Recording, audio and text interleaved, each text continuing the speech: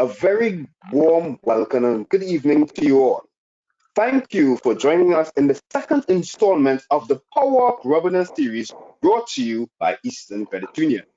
My name is Jamal Lewis, Public Relations Officer at Eastern Credit Union, and it is my absolute pleasure to introduce you to the facilitator of this session, Mr. Jaysen Francis. Mr. Francis, welcome and good evening. Good afternoon, Jamal. Okay, so Mr. Francis is a Trinbagonian by birth. He is an avid, dynamic, and enterprising entrepreneur and a lecturer of entrepreneurship management at the Youth Training and Employment Program, also known as WITEP. Jaysen is also the manager of the Carnage Homework Center under the Ministry of Community Development and a member of cabinet-appointed National Board of Youth Employment and Entrepreneurship in Trinidad and Tobago. And this is all under the Ministry of Youth Development. Seems like there's a lot of work to be done there, Jaysen. Yeah, how is that whole pattern here? So we are currently working on an action plan to allow entrepreneurs to have easier access to funding and financing their businesses, education, webinars such as these. So persons who don't have the privilege to attend institutions where they might have to pay, they could just log on or access a center in their community to get that information or get that education. Because we realize a huge trend with a lot of millennials and Gen Zs is that they want to start small businesses. They want an additional stream of income. And we're seeing on social media these days that entrepreneurship is the way to go. Yeah, that's correct. So I don't want to go too much into the whole biography of Mr. Jaysen Francis, because this is who they say Mr. Francis is on paper, and I could tell you there's a lot of accolades and there's almost the whole alphabet after your name, Mr. Francis, but that's who you are. That's who you are on paper. Tell me, who is you? Yeah. So I'm just like any other millennial. I'm the last son, the last child of four. My family, I'm a third generation entrepreneur. My grandfather was an entrepreneur. My dad is an entrepreneur. So I kind of fell into it accidentally and unknowingly. I enjoy things like going to the beach, traveling, and experiencing life. But I really enjoy the study of entrepreneurship, because most people, when they hear about entrepreneurship, they really only think about one aspect of entrepreneurship, which is the business side of entrepreneurship. Into the problem solving, the idea generation, the creativity, the innovation side of entrepreneurship. And I guess that is some of the things that we can look forward to in this session, with you sharing your expertise on that, the different side of entrepreneurship. Yes, as you say. Yes, so I'm bringing it on both ends. So I'm going to share the business enterprise side of entrepreneurship, social entrepreneurship, and something that is really growing right now is intrapreneurship, allowing entrepreneurs who work for companies, who work with an organization, and they might be creative and innovative, how you can apply entrepreneurial traits to a business, to a company that you don't own. That's some very good stuff there. So I guess we can all look forward to that. And it's a different spin on the whole topic of entrepreneurship. And this one is really titled, How Do I Start? So before I turn the controls over to you, just a reminder to all our participants that this is a very interaction session, and you are invited to make your comments, your contributions, even if it is you have to respond to Mr. Francis by clicking on the question section on the right hand side. On the control bar, you'll see there's questions there. You could just open the drop box and type in your questions, and Mr. Francis and myself will see the questions in real time. A post-webinar survey will be sent to you upon the completion of this session, and we kindly ask you to fill it out and just add any comments or recommendations that you may have, and we will be sure to work on that for our next session. I just need to turn over controls to you, Mr. Francis. Let me just I made you a presenter there. Yes, you have that. You Yeah. ready to show your screen? And once you have that up, it's over to you.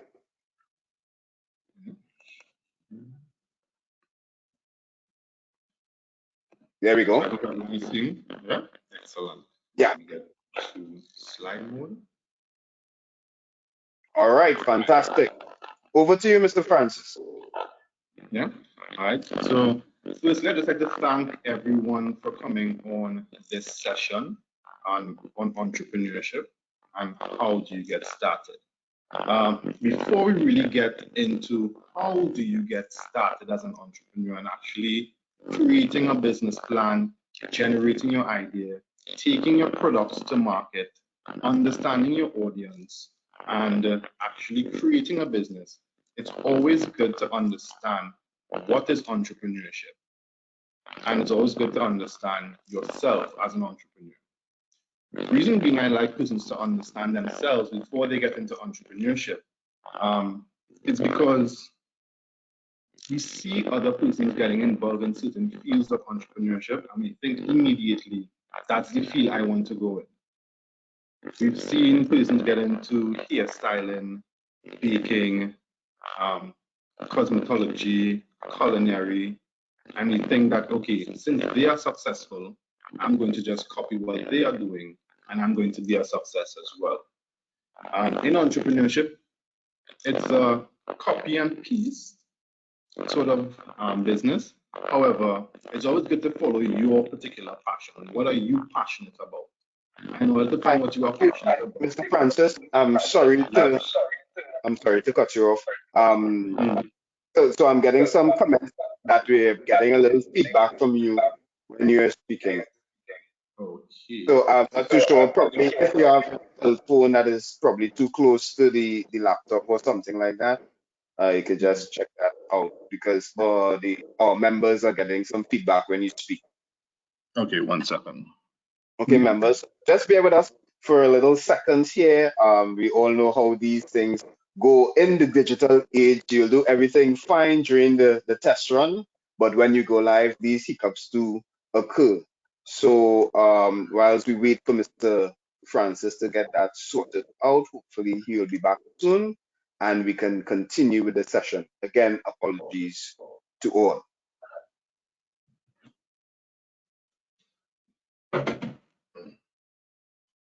Okay, how about now? Is everything okay?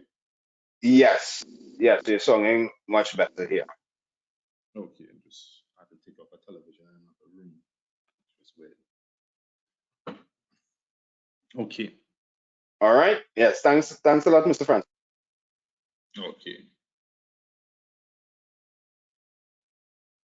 Let me share. I think this is on my screen.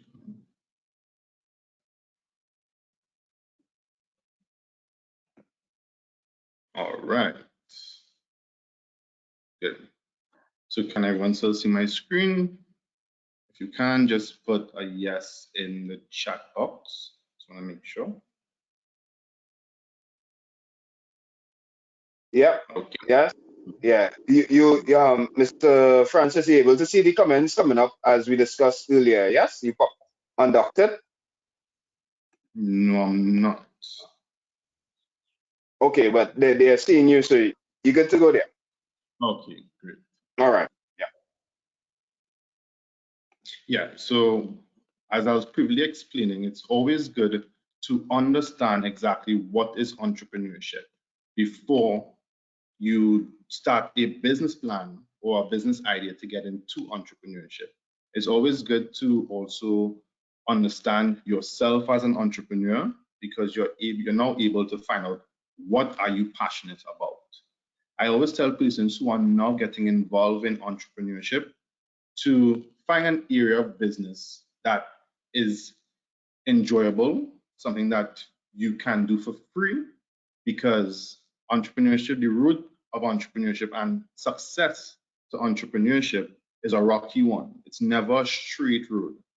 It goes up and down, left ways, sideways. So having something that you are passionate about allows you on the days that you might be down to still put that energy forward. So you don't feel as though you're working, all right? Because at the end of the day, it's still work.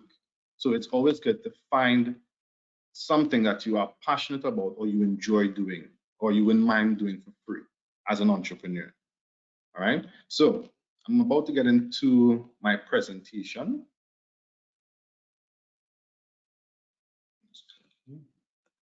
Good. So the first thing really is, what is entrepreneurship? And entrepreneurship really comes from a larger spectrum. So when people think about entrepreneurship, the first thing that comes to mind is business entrepreneurship. And that's because that is what we are mostly exposed to. But entrepreneurship has a long range and a long spectrum of different areas. You get involved in social entrepreneurship. You can get involved in investment entrepreneurship. You can get involved in intrapreneurship, which is all forms of entrepreneurship. So I'm going to give you all a quick understanding of what business entrepreneurship is before we get in. So business entrepreneurship refers to a concept of developing and managing a business venture in order to gain profits by taking several risks in the business world. So I have some keywords there that I highlighted, right? And when you're thinking about entrepreneurship, it's really traits and certain points you want to take out. So with entrepreneurship, it's all about developing, it's all about planning, it's all about doing your research, understanding your environment, understanding your product, understanding your service, understanding your consumers' behavior, so you can put the best product and the best marketing approaches and strategies towards that particular business. Then we have the words managing. You're going to have to manage people, manage resources, manage assets to become a successful business owner. And of course, business entrepreneurship, it's all about having a business venture. Any business venture that you're going into, you're looking for profits, you're looking for revenue, you're looking for success in business entrepreneurship. And risks must be taken. Risks must be taken in order to be successful. All right. Now, when I'm talking about any sort of risks, I would always tell persons, have calculated risks. All right. Take risks that you know would not blow your account. Take those risks that you know that would not lead you down a wrong path and would always lead to success in business.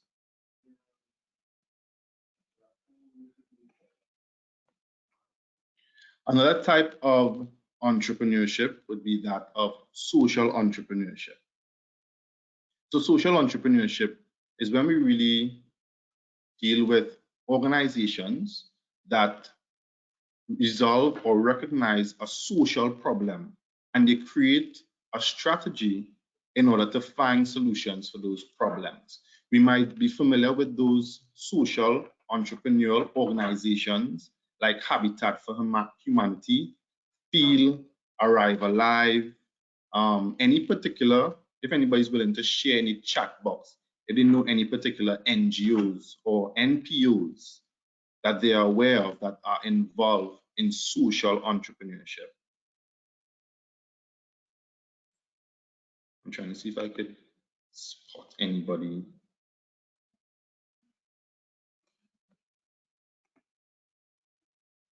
All right, probably not. All right, so we have these organizations all around us, and social entrepreneurship can also be profitable as well if you align yourselves with right sponsors and partnerships who believe in your movement. All right, For my particular organization, we work with entrepreneurs, and we've aligned ourselves with certain companies who share our values and our beliefs that youth entrepreneurship needs to be taken more seriously in Trinidad and Tobago and throughout the Caribbean.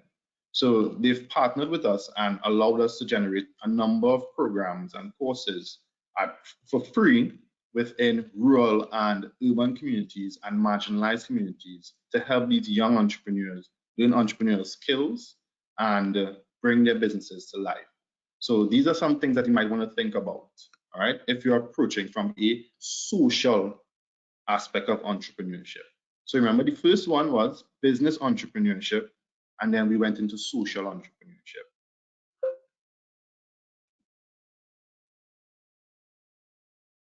The next type of entrepreneurship that we're seeing a lot of young persons getting into as well is intrapreneurship, right? The difference between entrepreneurship and entrepreneurship deals with the business owner starting their own business, as opposed to intrapreneurship. The entrepreneur now works for an organization that does not belong to them. So I'm going to give you a brief definition on intrapreneurship. Using the principles of entrepreneurship that are practiced within the boundaries of a company by an employee. An entrepreneur is a person who takes on the responsibility to innovate new ideas, products, and processes, or any invention within the organization. So previously, and a lot of entrepreneurs might knock entrepreneurs because why go work for someone else when you could do it on your own? But a lot of persons, I say risk is an entrepreneurial trait, right? And not everybody might have a high risk propensity to start their own businesses. So they prefer work for organizations and bring those entrepreneurial traits on creativity and innovation to other businesses so those businesses could flourish. At the end of the day, they're still in a good position to grow with that company. So we're seeing a lot of young people who are innovative and creative get into companies. A lot of young people as well, they use these opportunities for internships, and apprenticeships is opportunities so that they could learn the environment or learn the industry and the market that they're getting into before starting entrepreneurship. Myself, as a lecturer, before I got into consulting and coaching, I would have gone into lectureship first. I would have gone into teaching and facilitation first, so I could understand the market, understand the needs of the entrepreneurs who are looking to start businesses. Because coaching and teaching, it's along the same lines. It's still giving information, it's still sharing content, and it's allowing the persons to understand that the fundamentals of business could be used to start any business. All right.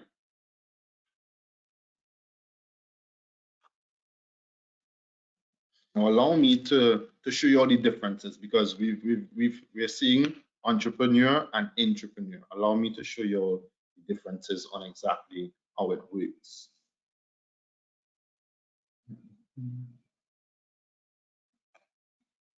Good. So with an entrepreneur enters business with his or her own money, and it's more risk. Could anybody tell me why it's more risk entering with your own money as compared to an entrepreneur who enters a business by an employer? It's less risk.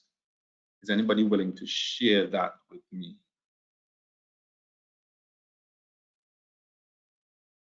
I'm trying to see where my questions.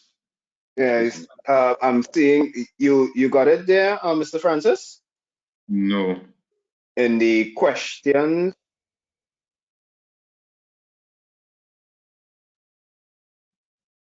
In Only question. that one. Yeah, that Okay. one. I Yeah, see it and now. just Wait. under. All right. I'm seeing it now. Okay, fantastic. All right. Here's Hmm. what I like about entrepreneurship as well. Um, you're exposed to different platforms and you get to see how different things work. So this is actually my first time using this platform, and I'm really excited to just to play around with it. All right. So I saw from Leslie Ann, right? Okay, Rennie Williams.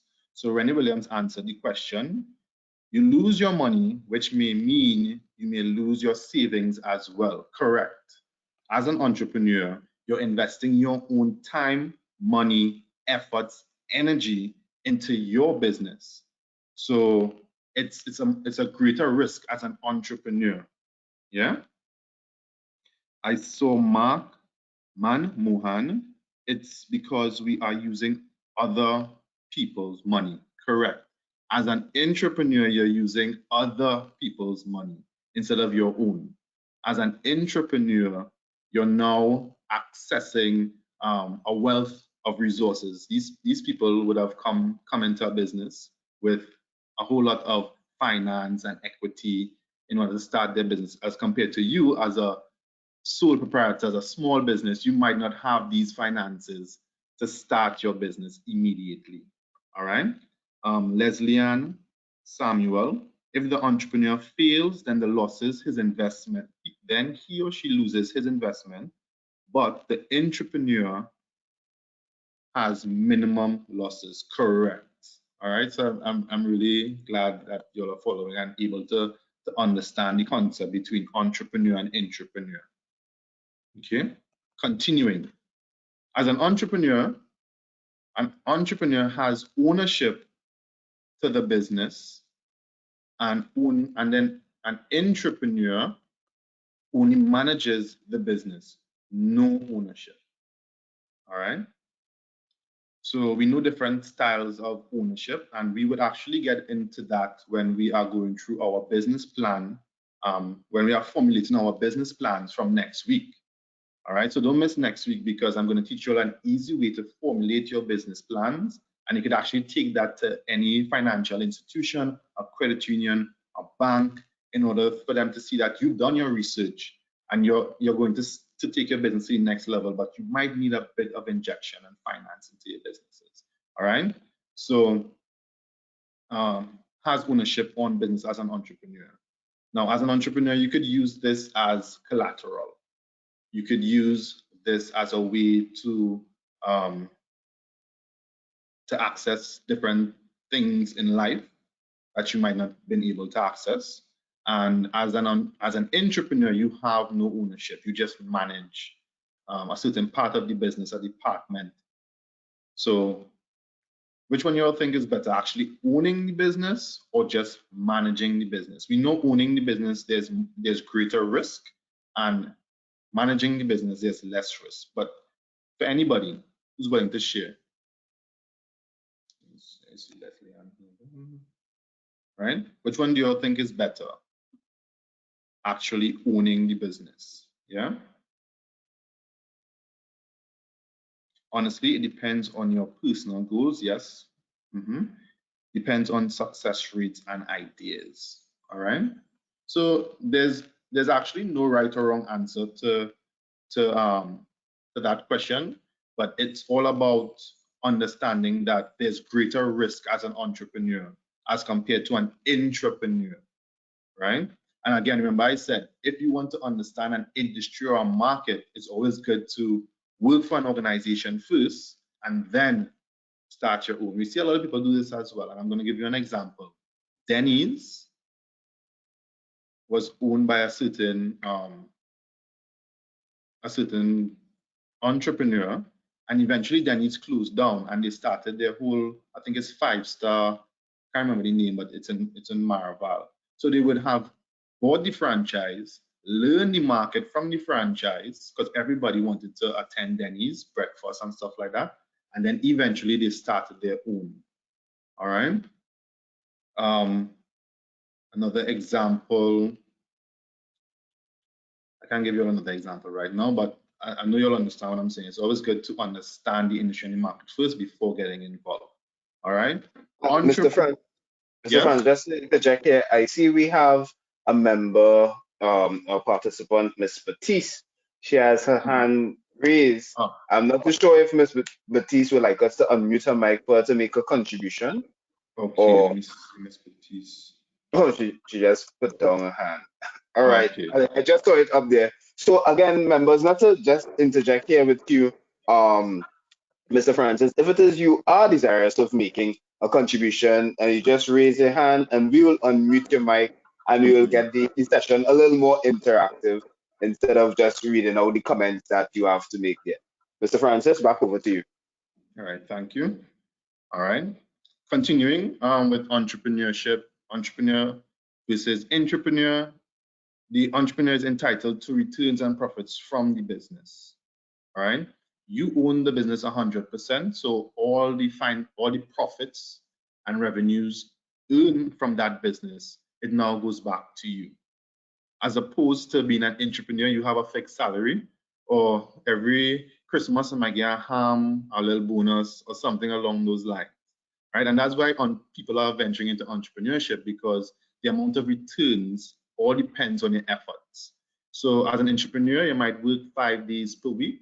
As an entrepreneur, you might work 7 days per week, or you might hire somebody to work 7 days per week. All right, I know something, it's called OPE, other people's energy, OPR, other people's resources, OPT, other people's time, instead of using yours. All right, so that's a different level of entrepreneurship. When when your business has grown and you have employees to manage your business for you. All right, but as an entrepreneur just starting off, you're going to have to use your own energy and your own time and your own resources. All right, so again, it entitles you to returns and profits from your business.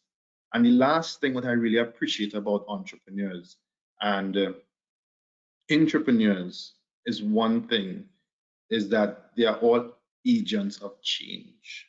So entrepreneurs are game changers in their own right, and similarly, entrepreneurs are game changers as well, but they game change for a company. So they're just adding value to a company. When we say game changers, you would see a lot of entrepreneurs are innovators, they are creators, they are generators, they are persons who disrupt the regular function of society and call it entrepreneurship. They call it something new. So an example of this would be Kodak.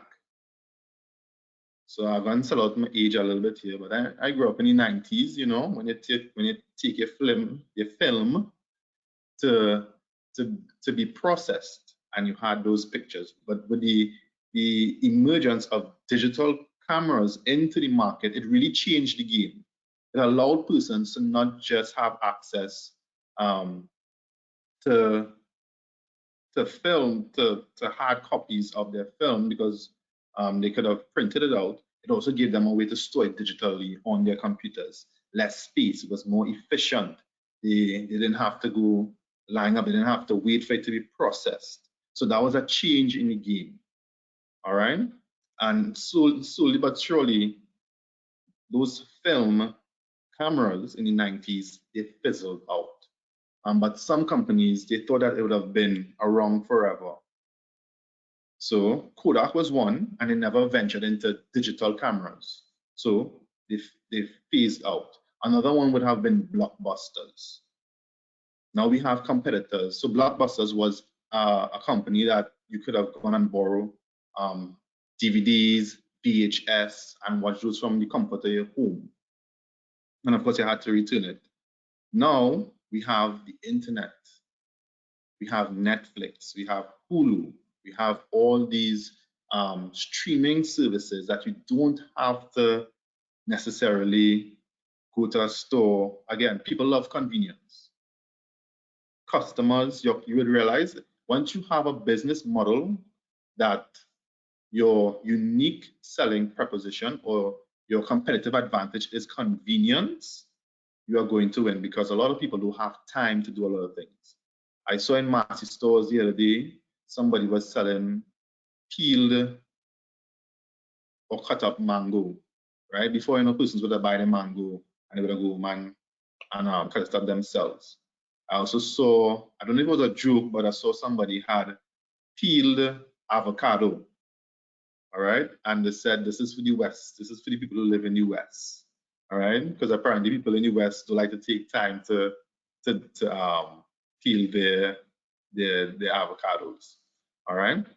But anything that is built on convenience, and I would like you all to think about, what I like you all to think about in your businesses, all right? And as we move on to actually start our businesses and build our business plans, how can you add convenience to a business idea that you have?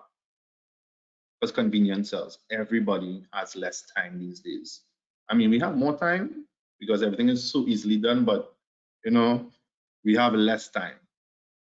Right, moving along. Let me just see if I have any questions. I saw something from Aretha Harris. Clem, yes. Blockbuster versus Netflix. Thank you, Josiah.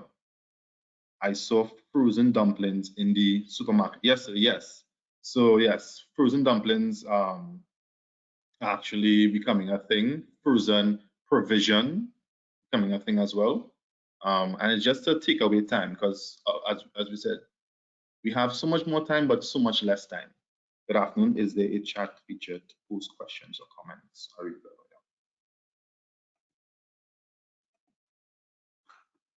All right, moving along.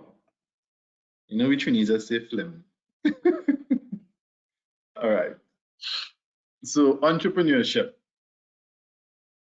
So you would realize that Mr. Francis, I just see a question here from Miss Williams.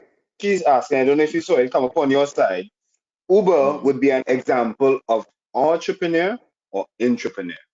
Who's that? Miss Williams asked the question, if Uber,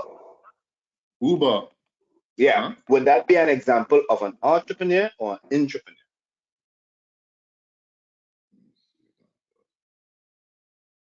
Okay, Uber, would it be an example of entrepreneur or intrapreneur? I would say Uber is an example of entrepreneur. Reason why is because it was a disruptive feature for our regular transportation system. So it gave people the opportunity to now use their own vehicles to earn money, as opposed to having to call a taxi or having to go, you know, in Trinidad, we walk to the main road and we get a maxi taxi. It was a disruptive feature. Persons were now able to sit from the comfort of their home, access from their telephones via an application, and now hire a taxi to take them wherever they wanted to go. So yes, that would be an example of entrepreneurship. How it would become intrapreneurship, Ms. Williams, is if you are an expert in rideshare technology and Uber hired you to constantly be innovative and creative and find new ways to make their business better. So there are certain companies in Trinidad and Tobago that they have a department specifically for innovation and creativity. They hire people just to be innovative and creative, find new ways to get things done. How can we utilize technology to boost our client interaction, our customer experience? How can we do things faster? How can we be more environmentally friendly? All right, so that was a really good question, Ms. Williams. Thank you. It would be nice if you could shop online for groceries and have a delivery service. Yes. Now we have some of those in Trinidad, but I've never seen anybody really use it to its full potential or maximize the opportunity that really exists, because things come at times. So we understand as an entrepreneur, everything comes as a trend. So right now, Trinidadians still like to go shopping. We still like to go Massy stores. We still like to walk the aisles and, you know, pick up your butter, pick up your sugar, compare prices. We still have that type of, it's still our social attitude to do that. it's still our culture to go to the markets, right? We enjoy that, as opposed to some Northern American countries or states. It's all about, just order your groceries online and have it dropped off for you. But we saw with COVID recently, right, that online shopping became a thing. When the pandemic started, online shopping, Amazon, everything increased, everything skyrocketed because people didn't have the opportunity or the chance to go to the groceries like they normally do. All right. How does one predict trends? So predicting trends is all about forecasting and understanding your market. It's all about watching consumer behavior and your customers' behavior. Again, people are paid in marketing just to stand up in aisles in grocery stores to watch how people interact with products, watch how they interact with brands. And we'll get into that when we're looking at labeling and brand color psychology, because different colors attract people. So if you look, let's look at Nestle, for example. If you walk down a Marcy aisle, you always realize that Nestle's products are always eye length, right? Eye level. So as you go along, most people just automatically pick up an Orchard, right? But to predict trends, it's all about observation. It's all about doing your focus groups. And those are things that people who are very interested in marketing get involved into, right? So predicting trends definitely deals with observation. All right. Thank you for your questions. Now, you would realize that entrepreneurship and intrapreneurship is very similar, and social entrepreneurship are very similar because they all possess certain characteristics.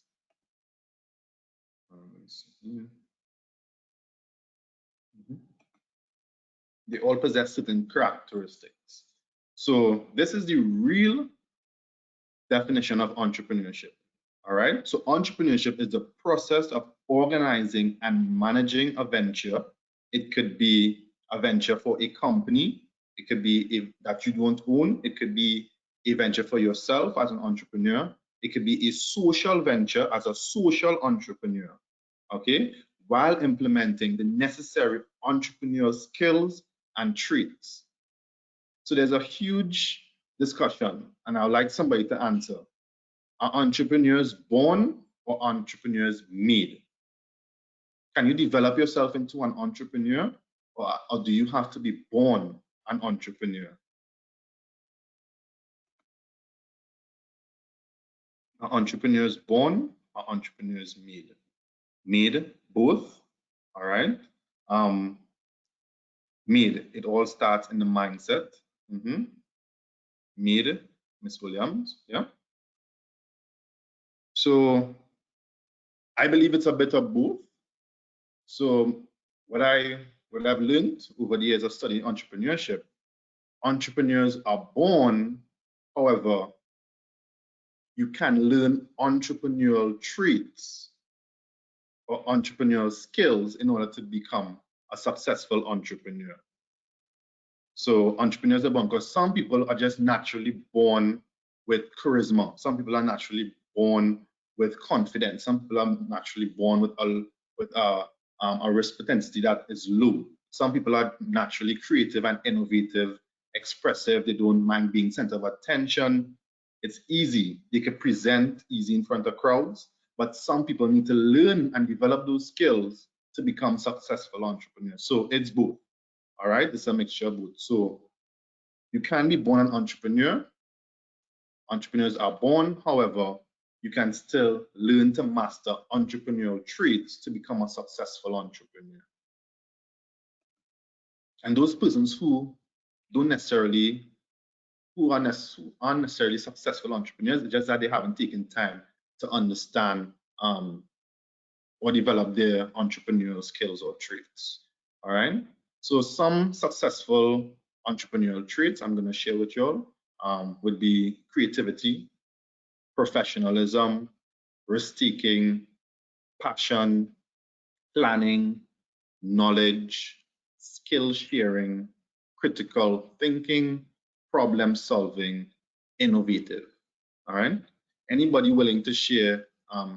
Do they possess any of these three traits or any of these skills? I want to see if anybody, right? Did anybody describe themselves with three characteristics of an entrepreneur? All right. And we all came onto this session. You all must have a business idea in mind. All right. Any three of those that describe you, Miss Farmer, creativity, professionalism, and passion. Yeah. Anybody else?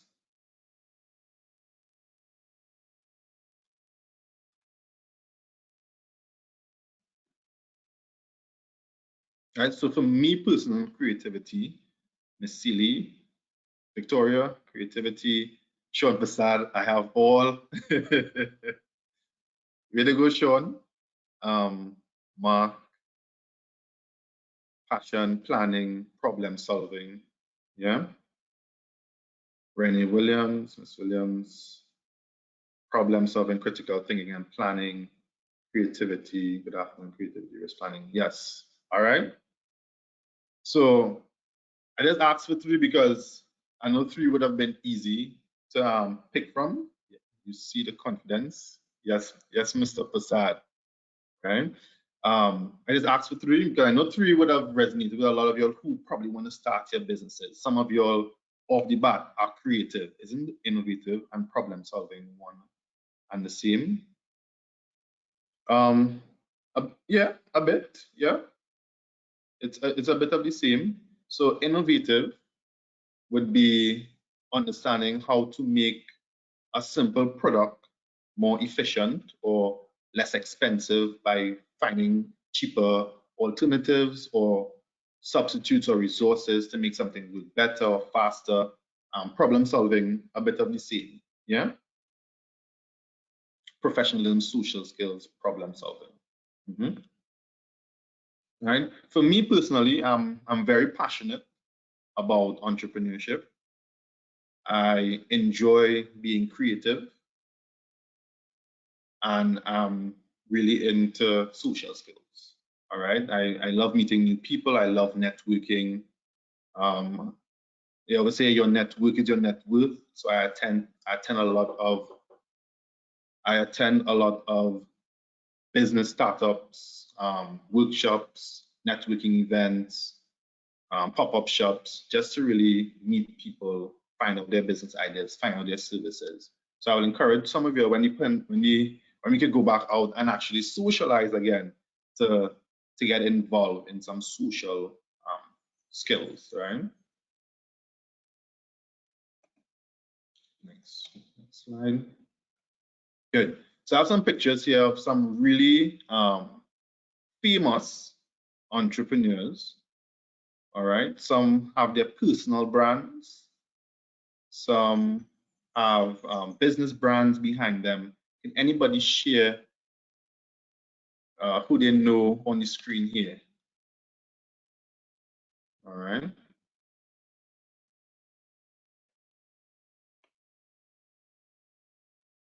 All right. So we see Mr. Richard Branson. He's behind Virgin Airlines. He's behind Virgin Airlines. We have Mr. Shark Tank, Damon John, Oprah, Media Mogul, correct? Steve Jobs, Apple, correct? And all these people, when you see these people on television, they all possess certain qualities that we just described. All right, there are certain traits that they have. They're very creative. They're professional. They're risk takers. They're passionate about their skills. One thing when I left university, I asked a lecturer, how could I become successful? And he said, pick one thing and become extremely passionate about it. And just start creating content on it. So over the years, I really just started to create stuff along the lines of entrepreneurship. All right, Mr. Damon John, who's Shark Tank, from Shark Tank, and we have our local Shark Tank here as well, which is known as Planting Seeds. And then we have the technology moguls, or the tycoons of technology. We have Amazon. I think that his name is Jeff something. Could somebody, I can't just remember his name right now. Steve Jobs, Mark Zuckerberg, and Mr. Pandemic, IBM, which is, could somebody help me? I just really want you all to be interactive, right? Jeff Bozen, thank you. Thank you, Jeff Bozen, yeah. Bezos, all right, Bezos, all right. And the last guy here, his name is from IBM. Anybody want to help me with that one? He's been talking about the pandemic this whole time. Bill Gates. All right. Thank you. Denison. Thank you. All right. So all these people here have one thing in common. They all have those entrepreneurial skills and traits. All right. And probably developed them. They were born with them. But if you watch some of their backstories on social media, YouTube, on television, you're able to see that they all went through a journey where they had to develop some of those skills as well. So, remember I said it's all about understanding yourself. Before you really get into business, you want to understand yourself, all right? Because, again, entrepreneurship or a particular industry of entrepreneurship might not be for you, because you might see a friend probably in fashion, you say, yes, I go into fashion as well. Or you might see somebody making doubles on this stand and on this corner, so you go in the next corner and you're making doubles as well. All right. So understanding self, right, would help you to understand where your focus, where you can now focus yourself and your energies to create a successful business. All right. So the first thing is having a personal vision and mission statement. So a vision statement is where you want to be someday. And this works for business as well. So when we're doing our business plans, you would have to do a business vision statement and a business mission statement. Where do you see your business someday? All right, but today we're just doing personal vision and mission statements. All right, so you have a pen and paper. If you could have write it in your mind, or even in the chat box as well if you're willing to share. Right, I shared mine on screen. You could do that. So vision statement is where you want to be someday. An example, my vision is to be an honest, empathetic, and impactful leader, and to be recognized internationally within my industry. All right. So if anybody, I think probably maybe for this one, if somebody could just indicate by raising their hand, we'll unmute their mic, could really speak this one so we could actually hear the passion in their voice, Mr. Francis. What do you think about that? yes, we want to hear the passion. So if anybody's confident enough, unmute your mic.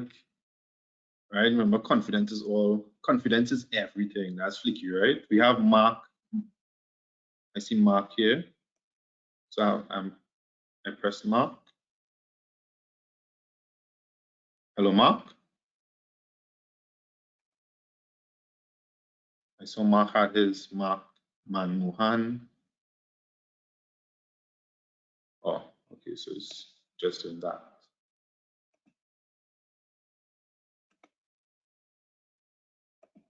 Hello, you hear me clearly? Yes, I'm hearing you, Mark.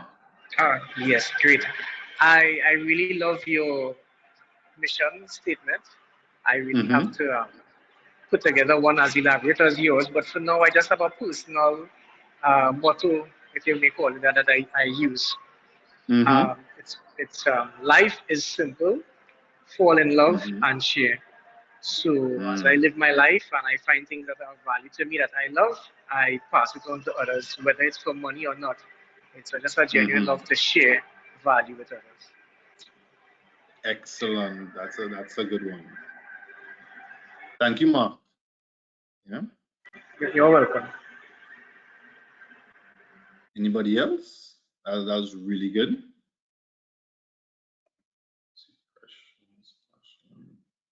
Right. So yeah. I'm So seeing that just a, sorry there, I'm seeing Shade, Kobe Shade. You could go Kobe Shade. ahead and you could go ahead and unmute your mic and make your contribution. Thank you. See all at the same time. Yeah, Kobe Shade, yeah, you're self-muted, so just unmute your mic and go ahead and make your contribution.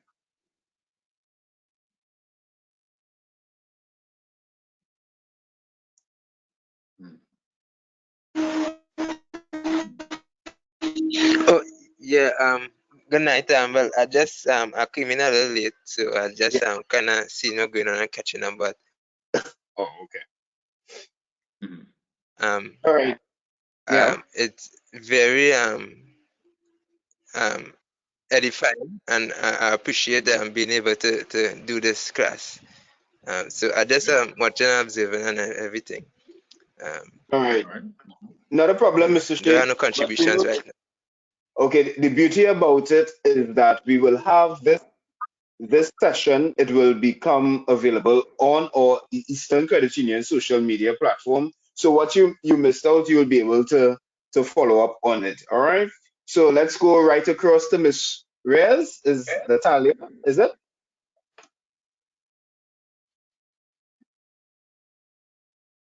Natalia Reyes? You seen that there, Mr. Francis?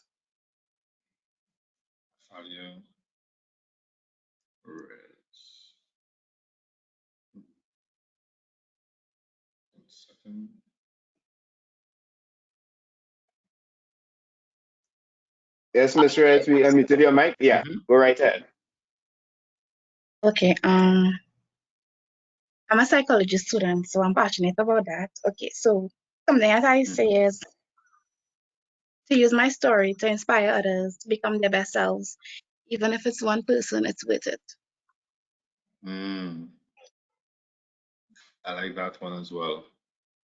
I like that one. And it has a bit of an element of a mission statement in it as well, because even if it becomes one person, it's worth it.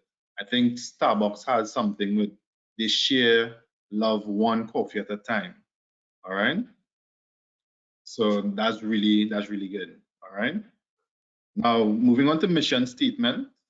So mission statement is something more of an action. All right. Is the action you plan to take every day towards your someday.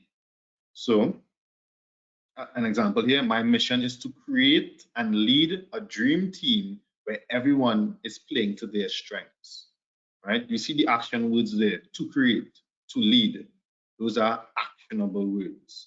So you want to have actionable words in your mission statement, all right? So your vision statement is where you want to be someday. Your mission statement is the actions you plan to take every day towards your someday goal. And we'll get more into that when we do our business vision statement and our business mission statement. All right, but for now, I just want you all to understand yourself. And for those who shared, thank you so much for sharing. All right. And this is something you could do on your personal time as well. And it's all about understanding self again. It's conducting a personal SWOT analysis. And I know a lot of you would have had to do that at some point in life and with whatever program you were doing. All right. They also want you to identify your strengths, weaknesses, opportunities for growth, and any threats that might be hindering your growth.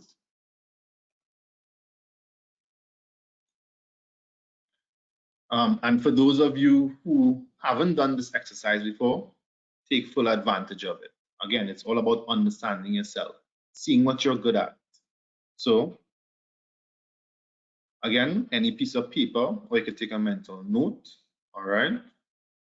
And we will be doing this again in our business SWOT analysis, right? Because for those of you all who want to start a business, it's always good to understand what strengths you personally have to bring to your business, right? What weaknesses can you see that you possess that might hinder your business from growth, opportunities that would actually grow your business, and any external threats that might hold you back. So, strengths. What are you good at? Those are your strengths. Some examples of somebody's strength might be teaching or baking. A weakness, right? What are you not good at? Some people might be fearful of speaking in public. I was very fearful of speaking in public at one point in time. But how I got over it, I just started to speak.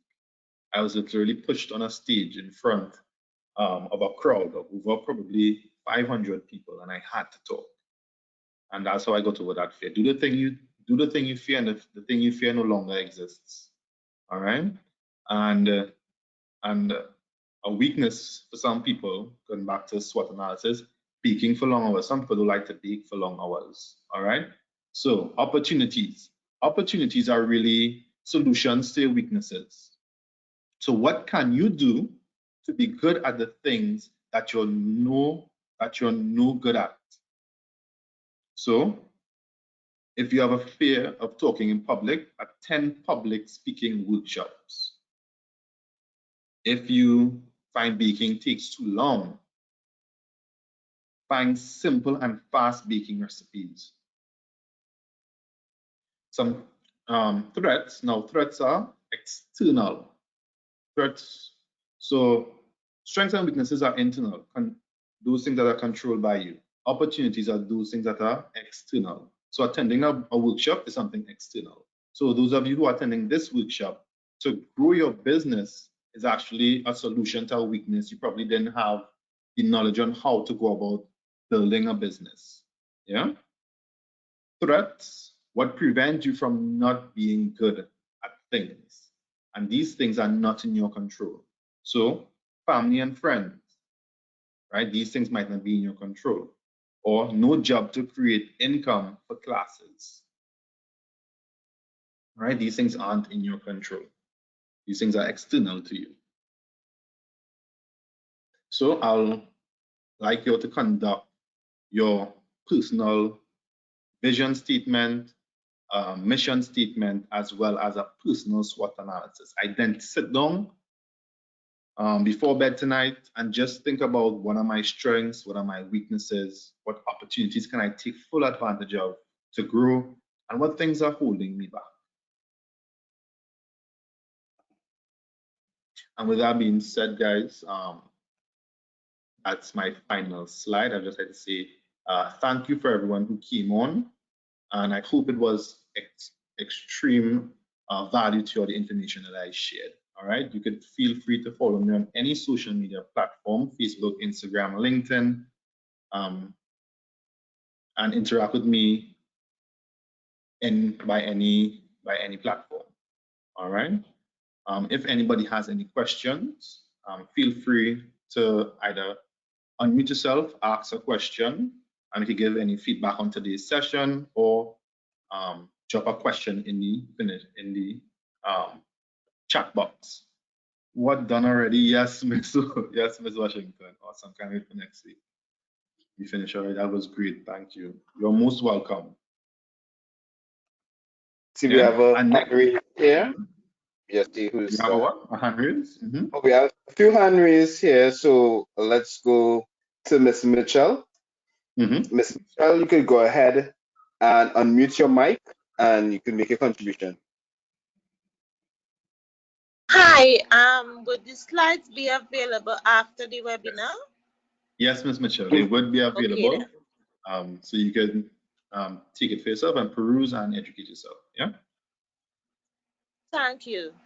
Okay, thank you so much for your contribution. Going next to Miss Catherine Robinson. You could go ahead and unmute your mic, and you can make your contribution.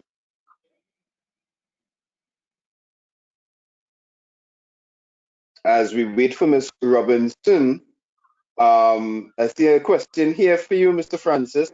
What are your views on using a fake name to start a business? What are your views on using a fake name to start Yes. a business? All right. Is it a fake personal name or a fake business name? So I'll go with both. I always find that getting involved in business, you should be ethical. Hello? Oh, yes, Miss Robinson, before you go there. Hi, Miss Robinson, good afternoon. Hi, good afternoon. Hi, good afternoon. I don't really have no question, you know. I just listening. Oh, we saw your hand raised, so I thought you had a contribution. All right, no problem. Okay, yeah, sorry about that, Mr. Francis. Go right ahead. Yeah. Business should always be ethical. Yeah. It will come back sometime in the future to haunt you by using a fake name or personal name, or it will come back in the future. So it's always good to keep it ethical. Yeah. Okay. Mhm. Yeah, go right ahead. Sorry, Yeah. thought you were finished. Yeah, for a business name, I think people normally might have some people use a personal brand. So we know, example, Beyonce, I think she has something called Sasha Fierce, that's her stage name. There's a lot of entrepreneurs who tap into a different side of themselves, so they give it a name. All right, and that's really their alter ego, who is more confident, who has a higher business acumen. It's just something that entrepreneurs have a lot of weird affirmations and a lot of weird stuff that they do to get them in the mood. So yeah, having a fake name, but just always be ethical about everything that you do. Okay, great. I see Miss Susan Cumberbatch. She has her hand raised. Miss Cumberbatch, good evening. You could go ahead and unmute your mic and make your contribution. Hi, good afternoon. Good afternoon. Thank you for having me being part of this program as well. I'm very much interested. I'm currently a sales executive. Grew up in family business, so I have a lot of experience in being able to do a good sales pitch. I'm currently pursuing opening my own business. Congratulations. Yes, so one of my challenges finding ways sometimes to generate funding. As I said, I'm currently pursuing, but generally, I think I'm an excellent sales pitch. I have a lot of confidence in what I do. Anything I pursue, I always pursue with excellence. So, I mean, that is one of my strengths, you know. So I'm just hopeful to do well in this new pursuit, and I'm very much interested in the program, you know, to learn much more innovative ways that I'm able to, you know, to excel at what I'm pursuing. Thank you so very much for your contribution. Yeah, so I'll be definitely being part of this program. Very much interested. Lovely. That's fantastic to hear. We will Mr. Francis, definitely get involved in funding, ways to access funding, and how you go about identifying different grants and opportunities to fund your business. yeah, we need to take advantage of those grants that are available to all our members. And non-members. Yes. Thank you so much. You're most welcome. Thanks again for having me. All right, great. Mr. Francis, I'm seeing a question here. How can one be unbiased when doing their personal SWOT analysis? Yeah, just try to be as truthful as possible. Be true to yourself. Yeah. Sit, reflect, probably do it a couple of times, question yourself to find out, like, what are my strengths, what are my weaknesses. Yeah, and even if you have to narrow it down, just constantly have those conversations with yourself. Is this really my strength? Am I really good at presenting? Well, yes, I am. But sometimes, you know, I might stutter a bit, or I might feel a bit nervous on stage. Okay, well, that's probably a weakness. So I would probably need to work on that. So I would look at opportunities to change my anxiety on stage and stuff like that. Yeah, so just sit and reflect and try to be as honest as possible. Yeah. Yeah, okay. Thank you so much for that. Another question here. What are your thoughts on keeping your business separate from your personal life? So you're building a brand, but not including yourself, not showing your face in posts, etc. So this person wants to have their own business, but wants to be the puppet master behind the curtain. What are your thoughts on that? Personally, I think every single business needs a face or faces. It's hard for people to connect with something that they can't really see. Or I would tell you, create two different pages, basically. One for your personal business, for your personal self, sorry, and your business, another one for your business. You have to find a way now to sort of integrate the both, kind of using your personal social media platforms or your personal brand to let them know what you're doing, and that they want to keep it separate. Okay, I hope that answers the question. Yeah, it's a bit challenging, but yeah. Moving along, what is your take on e-commerce and using social media marketing for a startup business? I guess that will depend on what type of business it is. So what's your take on that? What is your take on e-commerce using social media? I think now is the time to really fully maximize social media and e-commerce. It's what is happening, definitely happening in the future. And it's going to constantly grow from there. So if you have to take any sessions on understanding how to fully maximize e-commerce and social media, then do it. Yeah. Okay, fantastic. Thanks a lot for that. What books are you reading or have read that can help aspiring entrepreneurs to achieve? And who inspires Jaysen Francis? Yeah. So books I've read, a lot of John Maxwell in terms of leadership. When I was doing my SWOT analysis, I realized leadership was something that was a weakness. So I read a lot of books on leadership. I also read a lot of business books by Damon John. I just finished reading 50 Cent book as well. Go Hard, Play Harder, Go Harder, something like that. Just finished reading 50 Cent. But who inspires me would definitely be my family. I've basically grown up in business my entire life. Yeah, so I have parents who are entrepreneurs and intrapreneurs, so I get both aspects of life and appreciate it. Okay, great. Thank you very much for that. How does one promote their business effectively? How does one promote their business effectively? I think social media is a good way to promote your business.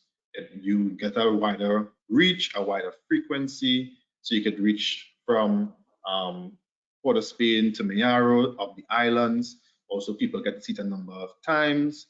Things that people get to see consistently over and over. It gets into their brain, something called your evoke set.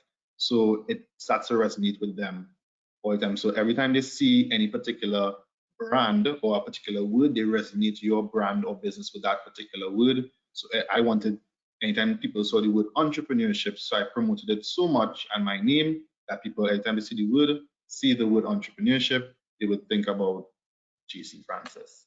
So it's all about promoting constantly until it drives people crazy. Okay. We have here Timothy.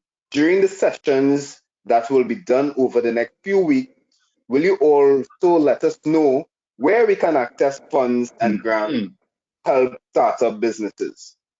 Yes, there are a number of grants and funds available to the government and in your local financial institutions. It's just about having the information. Yeah, so I'll definitely share that information. And of course, Eastern Credit Union is always here, ready and willing Yes. to help you. But that's not really the focus, as I was alluding to you earlier, Mr. Francis. It's not really the focus of these sessions to really promote Eastern Credit Union as a viable place for you to come and access funds. This is all part of our corporate social responsibility to our members and to the wider public to give them the information to help develop themselves. So we will take the information from you, but also Eastern Credit Union is still here to service all your needs. Moving right along, but don't forget email marketing because you don't on your own. Sorry, but don't forget email marketing because you don't own your following, but you own your email list. Or you don't own your following, but you own your email. All right? Correct. Use social media to capture email and grow your list. Correct. Yep. Okay, and I just had another comment here from Ryan Charles. Rich Dad, Poor Dad. It's a great book also. I Robert can attest Kiyosaki. to that. Yes. Yes, Robert Kiyosaki. Excellent finance guru. Yeah. All right, so that seems to be the end of the comments there. And that, ladies and gentlemen, brings us to the end of the first session of the second installment of the Power Up Webinar series brought to you by Eastern Credit Union. It was, seeing another question. Is this a question or a comment? Oh, great presentation, and thank you. Thank you very much, Ms. Harris. It was indeed a pleasure having you spend the time with us. And of course, to Mr. Francis, thank you for sharing your knowledge and your expertise. Please feel free to tell your friends about this webinar, and you can also direct them to Eastern Credit Union's social media platforms where they will be able to sign up for the next session carded for next week, Thursday, the 15th of April at 5:30 p.m. Let me just see this here. Okay, great presentation. Thank you. Great and informative. Thank you. Thank you. Great session. So the compliments are rolling in. Also, next week, Mr. Francis, we will really be getting into the meat of entrepreneurship. You will have the guidebook. Yes, you will have the guidebook available so persons can download and follow with you as you go through the entire process. Correct. You will also have this slideshow available next week to download, or that this will come at the end. How are you doing it? This one could be available within, I don't know how you normally do it, available next week, yeah? Yeah, fantastic. Once you have it there, I will have it up and we could have it available to download. So again, if persons are desirous to signing up, you can just visit Eastern Credit Union's social media platform where the link will be available for you to sign up for next week's session. Don't forget your homework. Don't forget those SWOT analysis. Yes, and come prepared for next week's session. As always, I would like to encourage you all to continue to be safe, wear your mask, sanitize as often as possible, and continue to follow the guidelines as provided by the Ministry of Health as we continue in this fight against COVID-19. Any closing remarks, Mr. Francis? Yeah. Thank you all for coming on this session, and remember, follow your passion. It's that was going to help you create a really successful and sustainable business. There's nothing more that could be said after that ending. Thank you all for tuning in. Have a great evening. Goodbye.